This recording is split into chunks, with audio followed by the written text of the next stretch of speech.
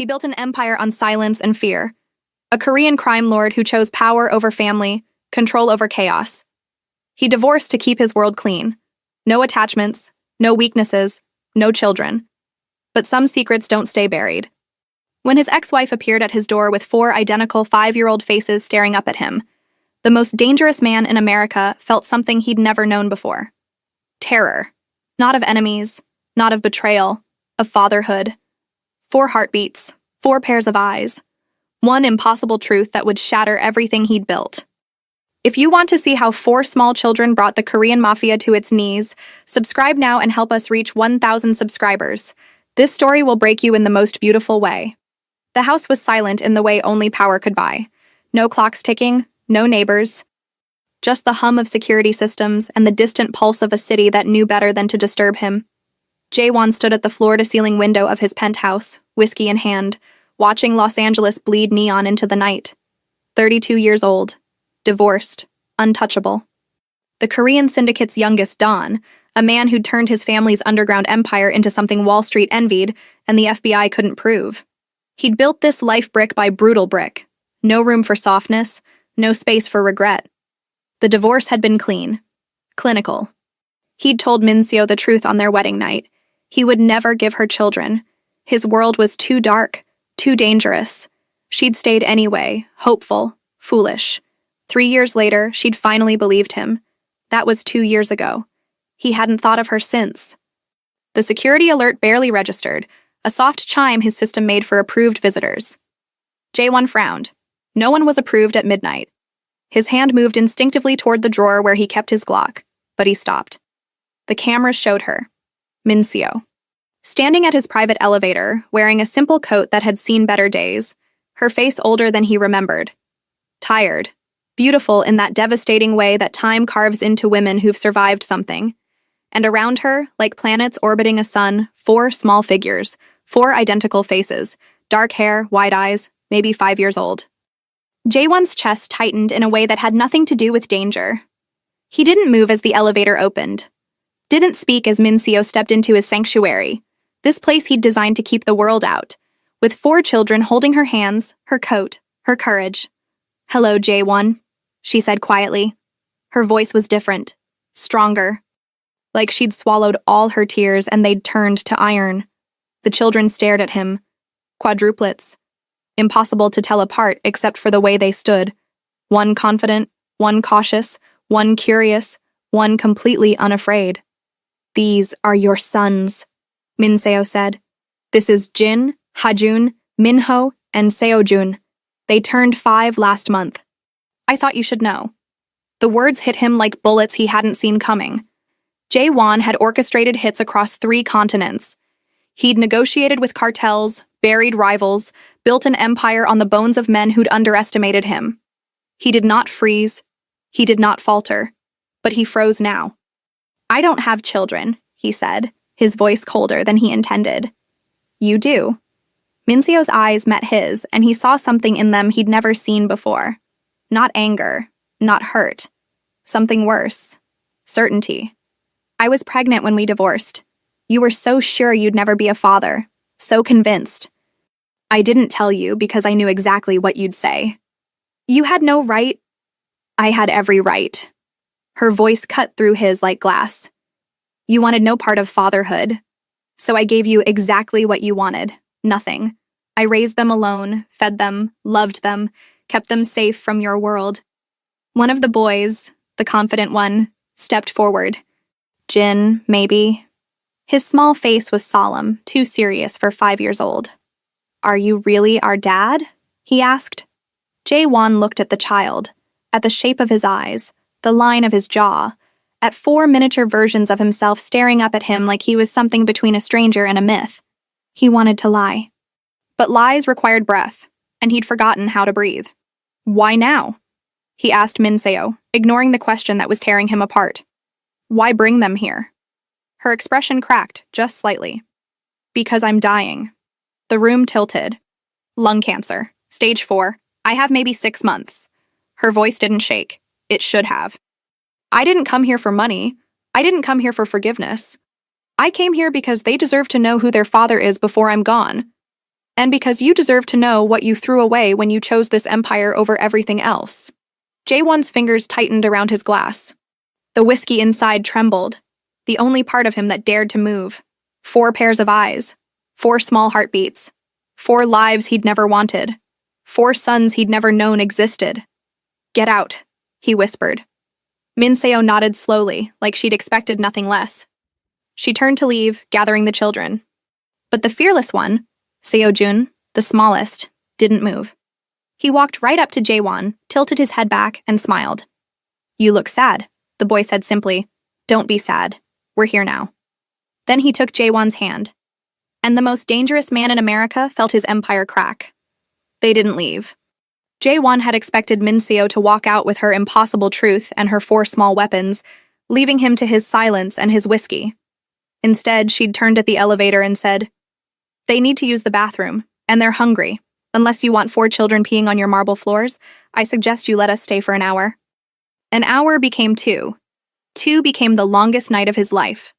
Now, at 3 in the morning, Jaewon sat in his pristine kitchen, a room he'd never actually cooked in, watching 4 5-year-olds devour cereal he didn't remember buying.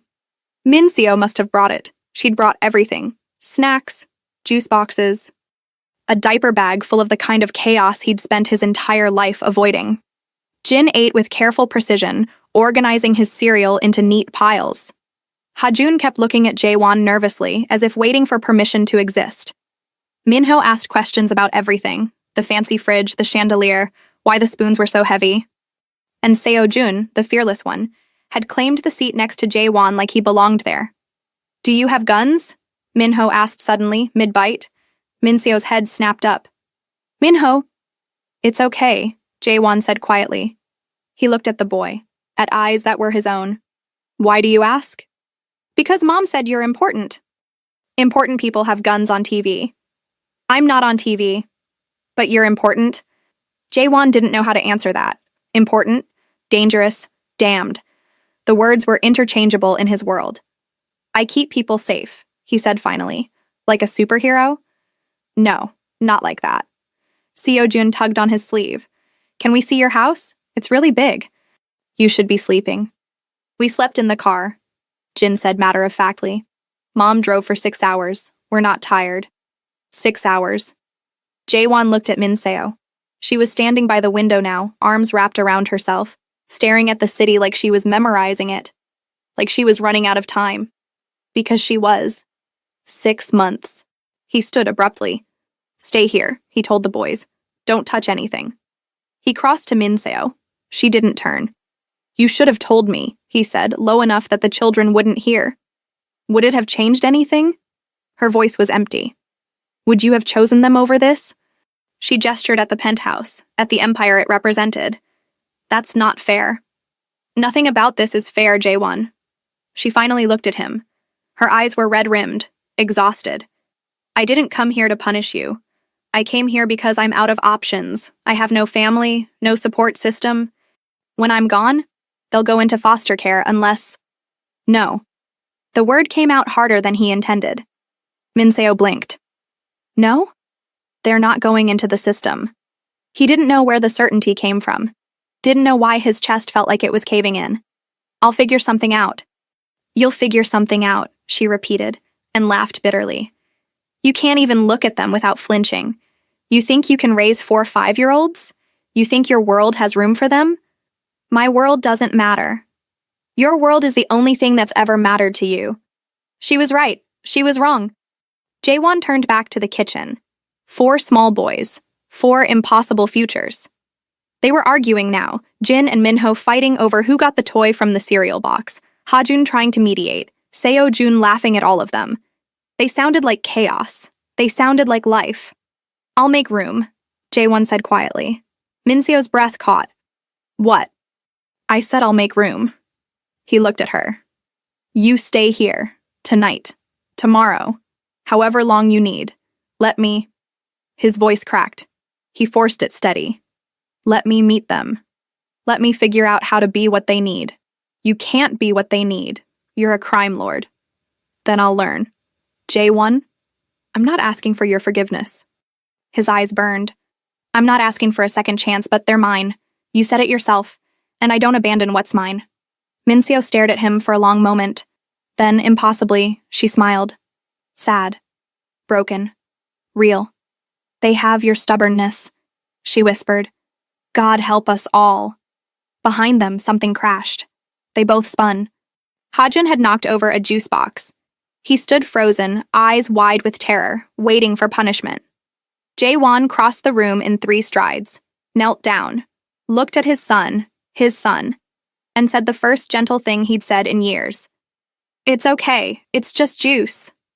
Hajun's lip trembled. You're not mad? No. Mom said you're really scary. I am scary, but not to you. Never to you. He didn't know if that was true.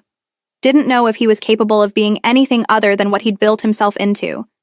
But when Hajun's small arms wrapped around his neck, clinging tight, Jae-won felt something inside him shatter. And for the first time in his life, he let it. Morning came too fast and too slow.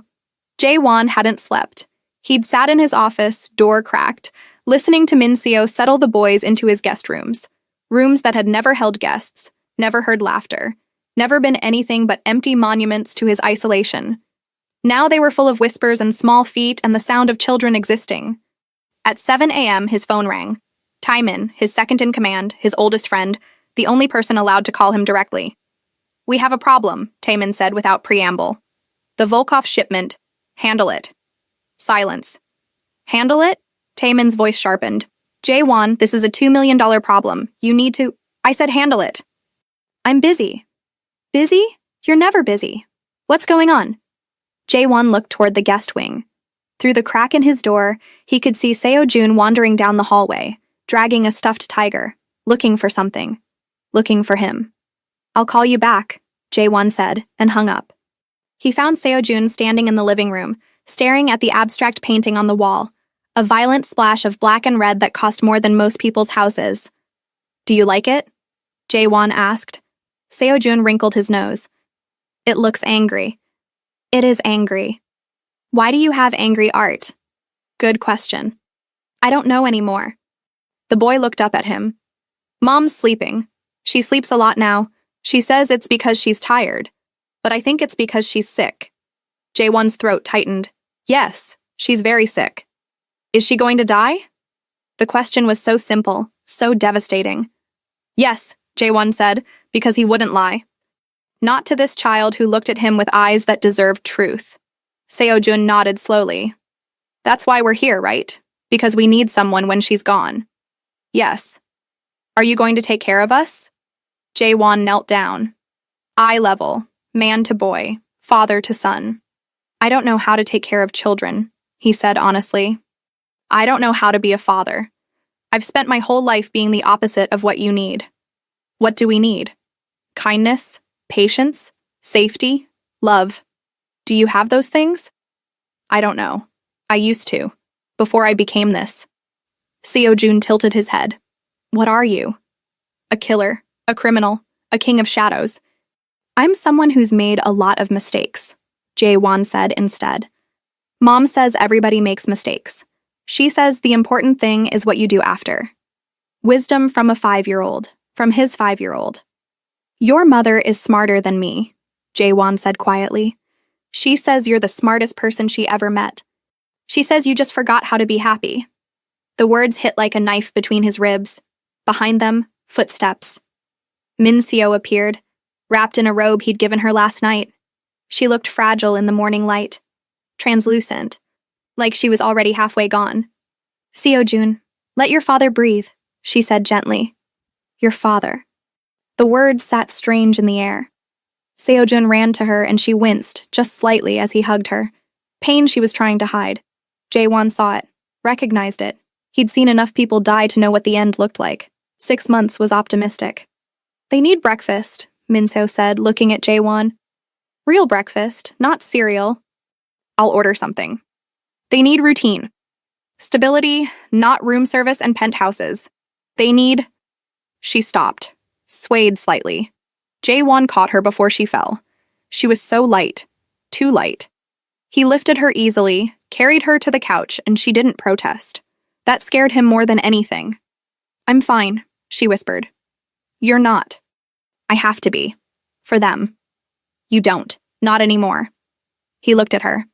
"Let me help. Let me figure this out. You focus on—" He couldn't say it. Couldn't say dying. "Focus on them. On the time you have. I'll handle everything else." "You can't just will yourself into being a father, Jaewon." "Watch me." She laughed. It turned into a cough. He got her water, held it while she drank, and tried to remember the last time he'd taken care of anyone. The other 3 boys appeared then. Jin, Hajun, Minho, standing in a small cluster, watching their mother with worried eyes that knew too much. "Is Mom okay?"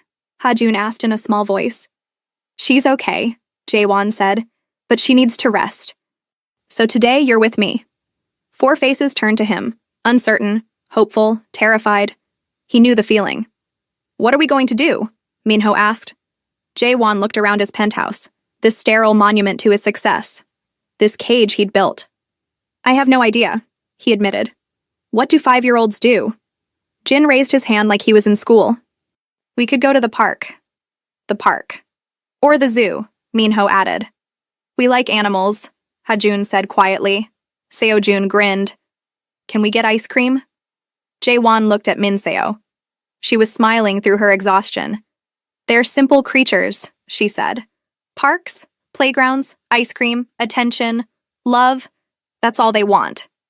All they want." As if love was simple. As if he had any idea how to give it.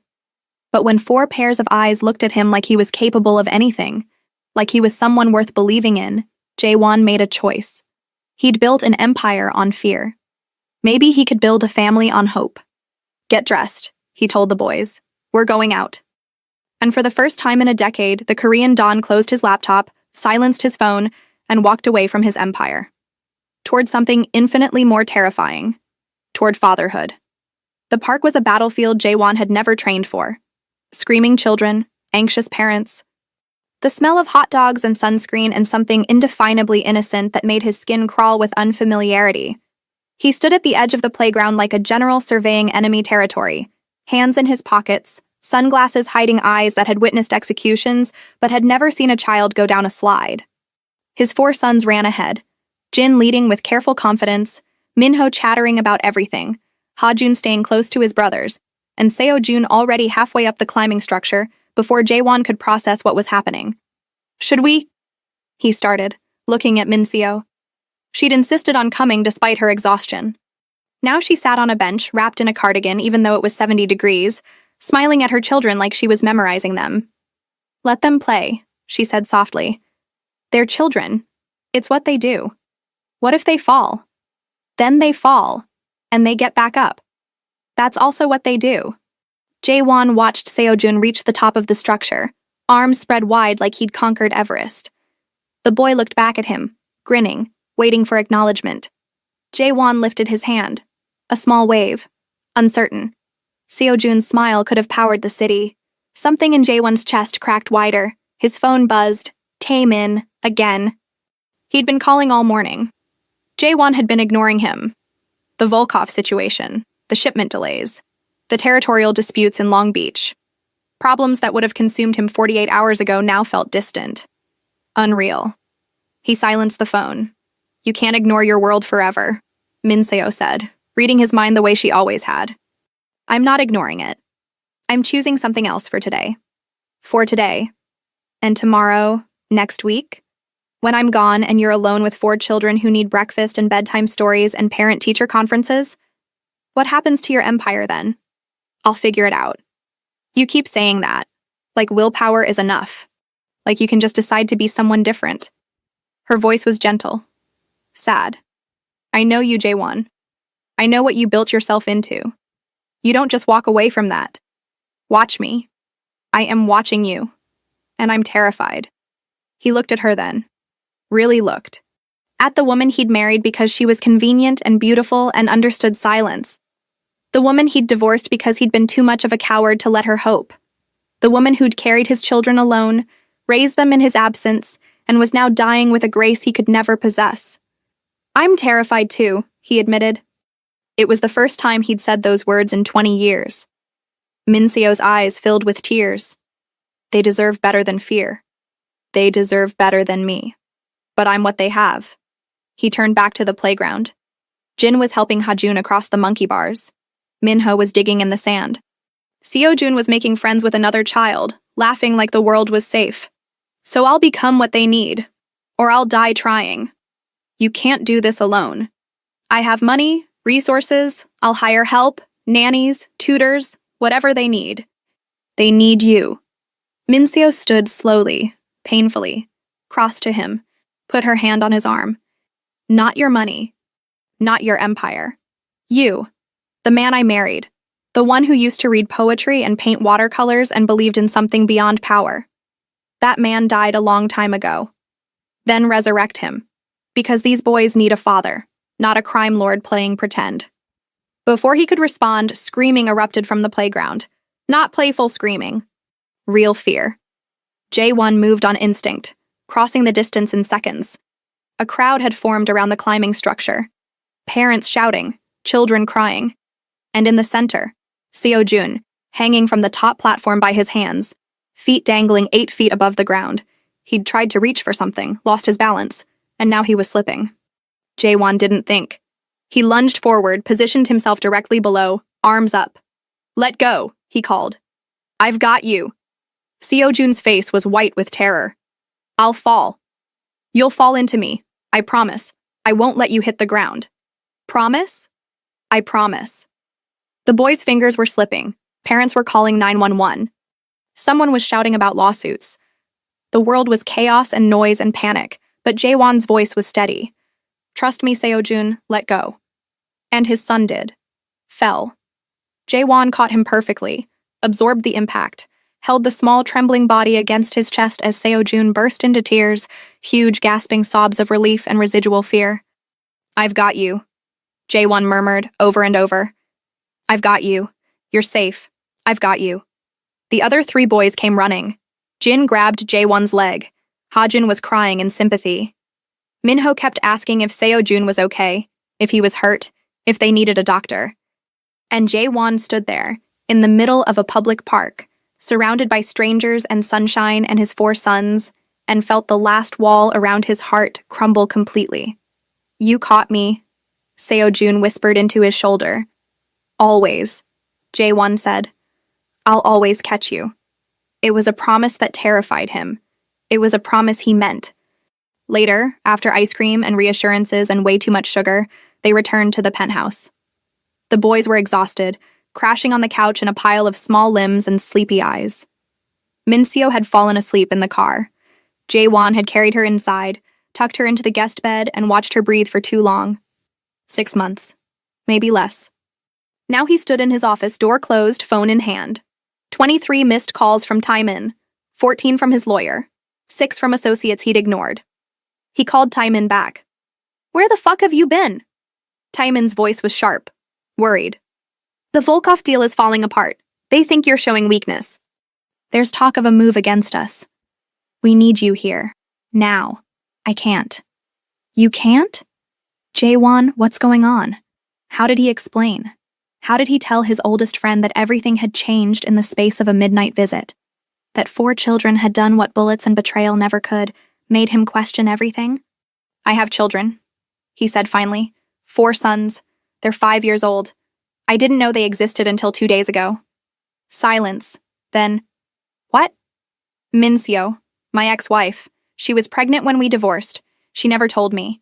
And now she's dying, and they're mine. And I... His voice cracked. I can't do both. I can't be what they need and what the Empire needs. So what are you saying? I'm saying I'm choosing them. J1.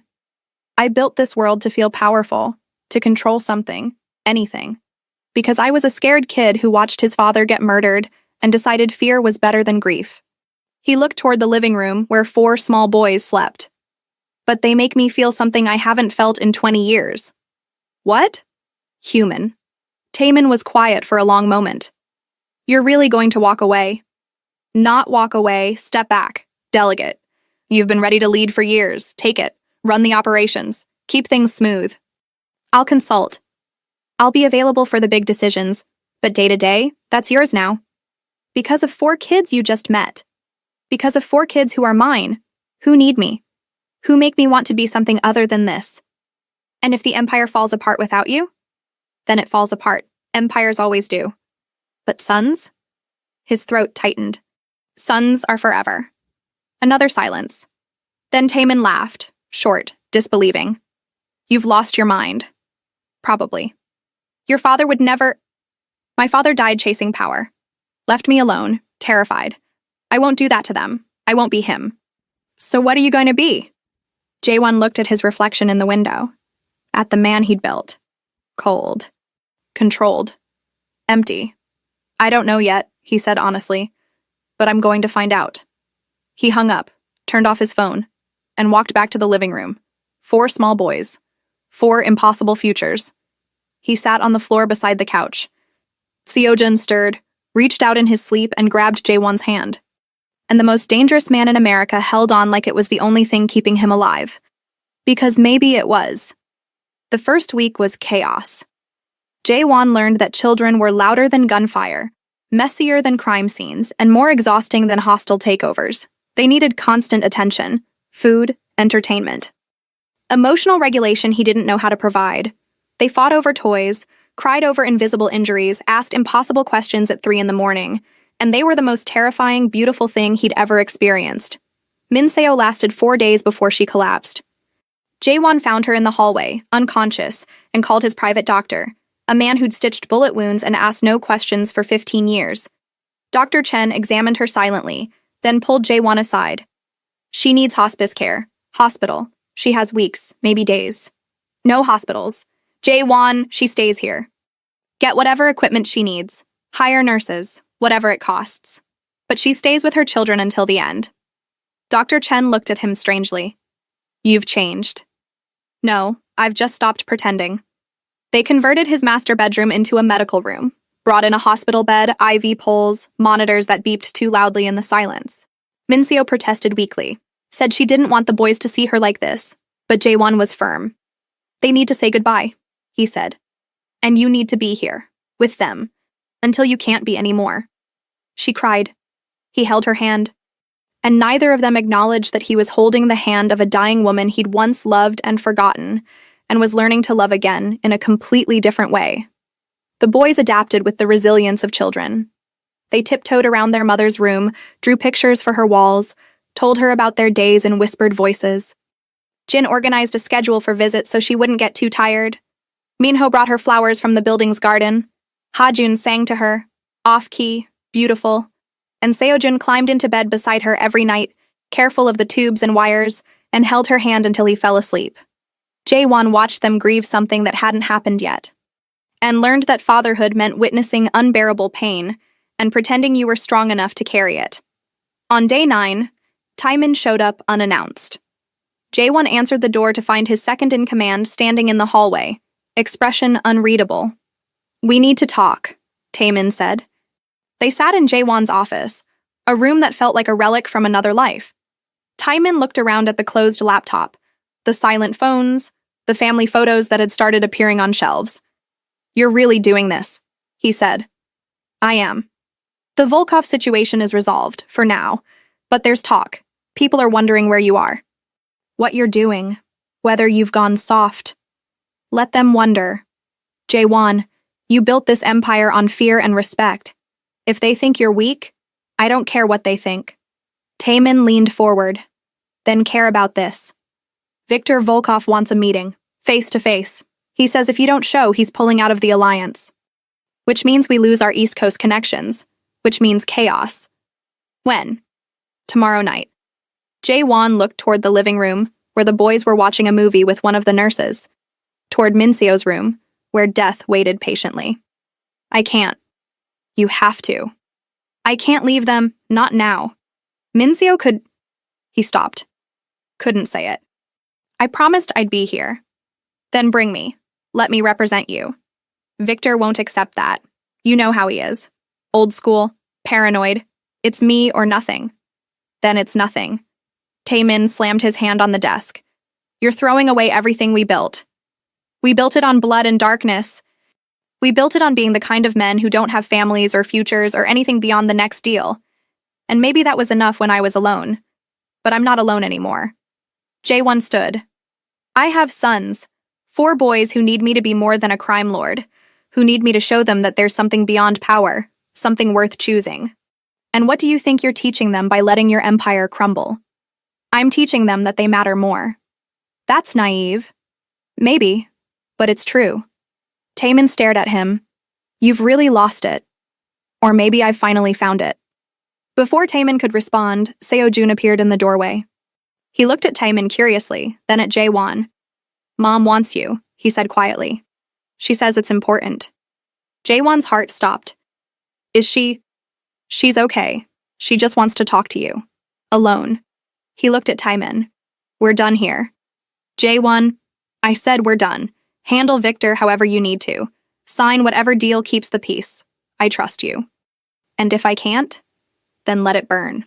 He walked out, leaving Taemin sitting in the ruins of the empire they'd built together. Minso was awake, propped up on pillows, looking impossibly small in the hospital bed. But her eyes were clear, focused. Sit, she said, patting the edge of the bed. He sat. I'm dying, she said simply. I know. Soon. Days. Maybe hours. I can feel it. Minseo, let me talk. I need to say this while I can. She took his hand. Her grip was weak. You're doing better than I expected. With them. You're trying. I see it. I'm failing constantly. Welcome to parenthood. We're all failing constantly. The trick is loving them through the failure. She smiled. But I need you to promise me something. Anything. Don't let this world touch them. Don't let what you are become what they are. They're good. Pure.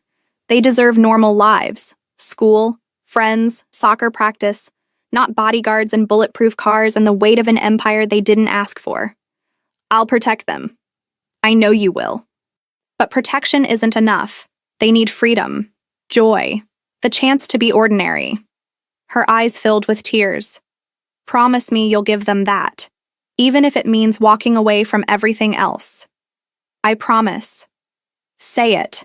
Say what you're promising. I promise I'll give them a normal life. I promise I'll keep them away from my world. I promise I'll be their father, not their king. His voice broke. I promise I'll love them the way you loved them, completely, without condition. Good. She closed her eyes.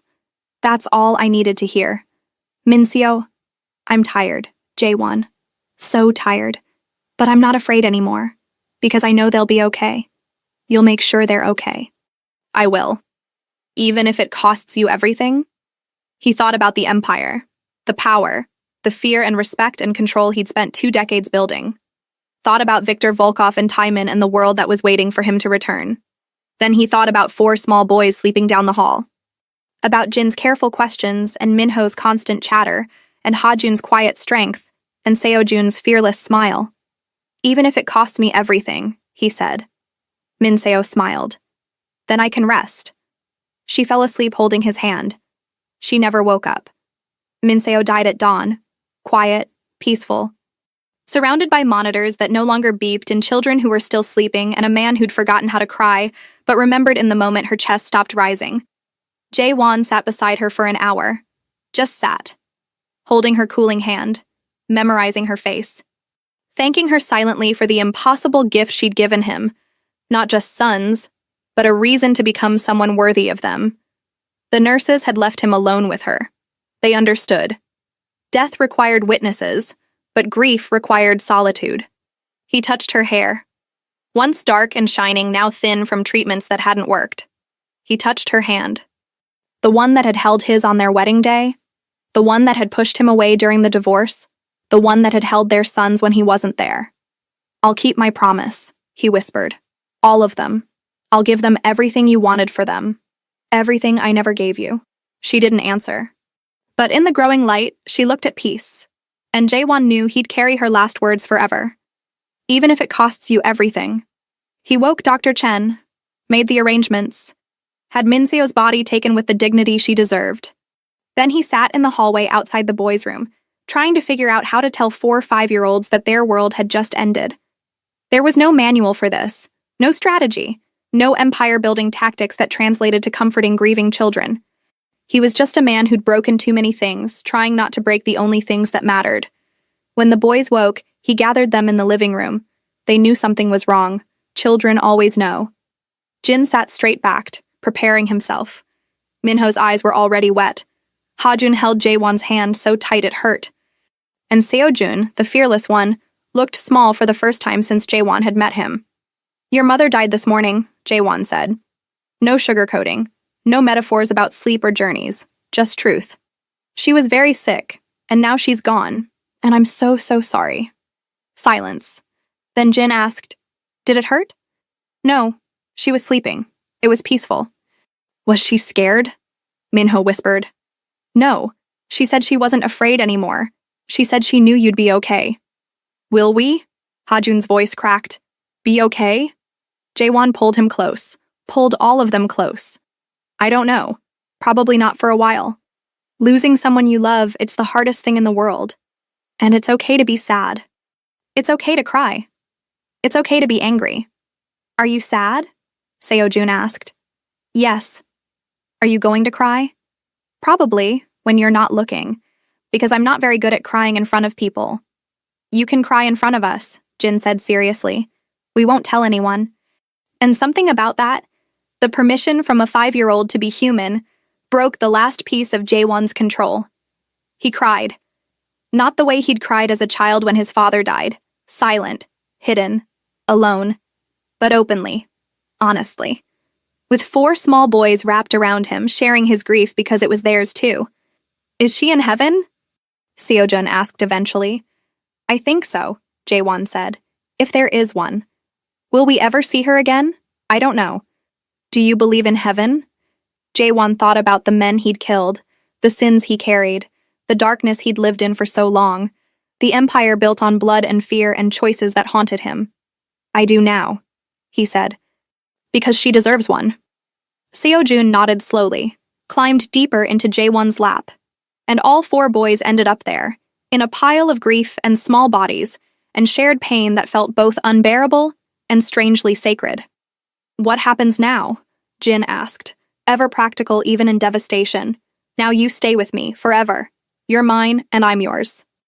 "You promise?" "I promise. No matter what it costs, no matter what I have to give up. You 4 come first, always." "What about your work?" Minho asked. "Mom said you're important, that you have important work." Jaewon looked at each of them, at 4 futures he was responsible for. 4 chances to do something right in a life full of wrongs. 4 reasons to become someone different. "You're more important," he said, and he meant it more than he'd ever meant anything. The funeral was small, private.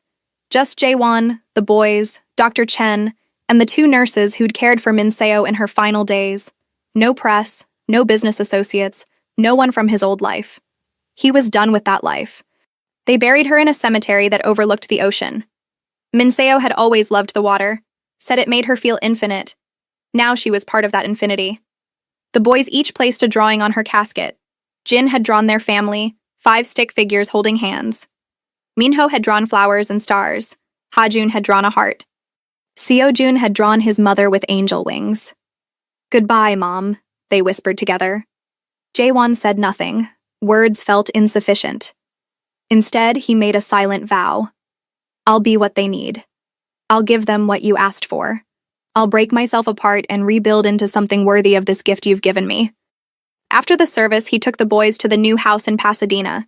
He'd bought it 3 days before Min Seo died, knowing the penthouse was no place for children to grow up, knowing they needed space and normalcy and a yard where they could be loud without security teams hovering. 4 bedrooms. Each one painted a different color.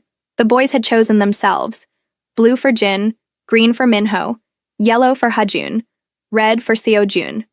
There was a backyard with a swing set he'd assembled badly, following YouTube tutorials at 2 in the morning, a kitchen that actually got used, a living room without priceless art, just comfortable furniture meant to be lived on. It looked nothing like his life before. It looked like home. "Is this where we live now?" Hajun asked, eyes wide. "This is where we live now," Jaewon confirmed. "Forever?" "Forever." Seojun ran through the house, exploring, claiming spaces. Minho followed, asking about the neighborhood, the schools, whether there were other kids nearby. Jin stood close to Jaewon, uncertain. "Are you sure?" the boy asked quietly. "About what?" "About us. About wanting us here. About—" Jin's voice dropped to a whisper. "About being our dad." Jaewon knelt down, eye level. "I have never been more sure of anything in my entire life. You four are the best thing that's ever happened to me, even though I'm terrified, even though I have no idea what I'm doing, even though—" "We don't know what we're doing either," Jin interrupted. "We've never had a dad before, so maybe we can figure it out together?" "Together?" Jaewon agreed. "That sounds perfect." Taemin called that night after the boys were asleep in their new beds, in their new house, in their new life. "Victor pulled out," Taemin said without preamble. "The alliance is dead. We lost the East Coast connections. There are already moves being made, territory disputes, power plays. Without you at the helm, then handle it without me. Jaewon, I meant what I said. I'm out. You're in charge now. Do whatever you need to do to keep things stable. Make the deals. Manage the operations. I trust you. You built this empire. And now I'm building something else, something better. You're really walking away." "I'm really walking away." A long silence stretched between them. 15 years of partnership, of brotherhood forged in blood and business, of being the only family they'd allowed themselves. "She must have been something," Taemin said finally. "Your ex-wife, to make you choose this. She was everything. And I was too blind to see it until it was too late. But her sons, my sons, they're my second chance. The universe doesn't give many of those. I'm not wasting it. And if the empire falls apart, then it falls apart. Empires always do. They're built on fear, and eventually someone stops being afraid. But sons?" Jaewon looked toward the hallway where 4 small boys slept. "Sons are forever." "You sound different." "I am different. Or maybe I'm finally who I was supposed to be before everything went wrong. Before I chose power over everything else. Before I forgot that being strong doesn't mean being hard." Taemin laughed softly. "Your father would have hated this. My father died alone chasing power, leaving me with nothing but fear and anger. I won't do that to them. I won't be him. So what are you going to be?" Jaewon thought about the question. About the man he'd been, cold, controlled, untouchable. About the man he was becoming, uncertain, vulnerable, trying. "I'm going to be their father," he said simply. "That's enough. That's everything. Good luck," Taemin said quietly. "You're going to need it." "I know." He hung up, turned off his phone, and walked through the house, checking on each sleeping child. Jin, curled up with a book about space. Minho, surrounded by stuffed animals. Hajun, holding a photo of Minseo. Seojun, sprawled across his bed like he owned the world.